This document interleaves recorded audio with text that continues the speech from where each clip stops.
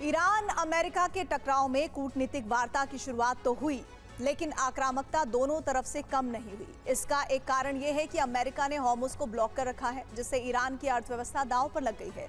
यही वजह भी है कि ट्रंप ये मानकर चल रहे हैं कि ईरान को एक ना एक दिन उनकी शर्तों के सामने झुकना पड़ेगा।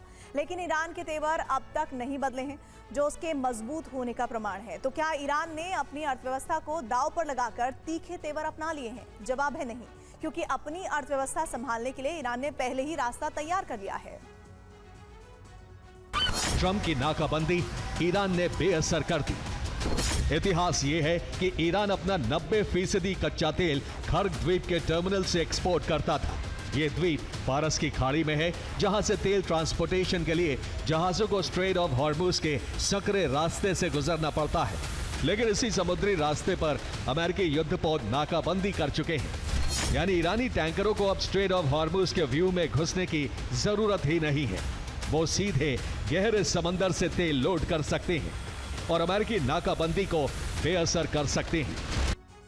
ईरान ने ट्रंप की नाकाबंदी बेअसर करने के लिए फारस की खाड़ी के तट पर मौजूद मुख्य तेल क्षेत्र गोरेह से 1000 किलोमीटर लंबी अंडर सी पाइपलाइन बिछाई है। ये पाइपलाइन हॉर्मुज स्ट्रेट से होते हुए सीधे ओमान की खाड़ी के तट पर मौजूद जास्क पोर्ट से जुड़ती है, जहां ईरान का ऑयल टर्मिनल है। लेकिन इस पोर्ट पर भी अमेरिका की नजर है, इसीलिए अमेरिका को धोखा देने के लिए जास्क पोर्ट से भी एक पाइपलाइन ओमान की खाड़ी में समुद्र के बीच करीब 10 किलोमीटर की दूरी तक बिछाई गई है।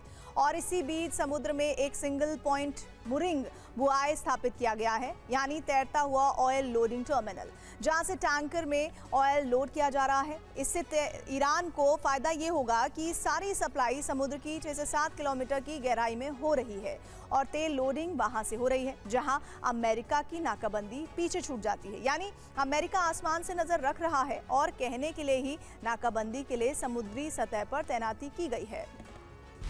यानी पहले गोरेह पोर्ट के टर्मिनल से खर्ग द्वीप तक ईरान का तेल पाइपलाइन के जरिए पहुंचता था, लेकिन ये द्वीप फारस की खाड़ी में होने के कारण तेल सप्लाई बंद हो गई। इसलिए ईरान ने गोरेह से सीधे 1000 किलोमीटर की पाइपलाइन बिछाकर तेल ओमान की खाड़ी यानी जास्क तक पहुंचा दिया।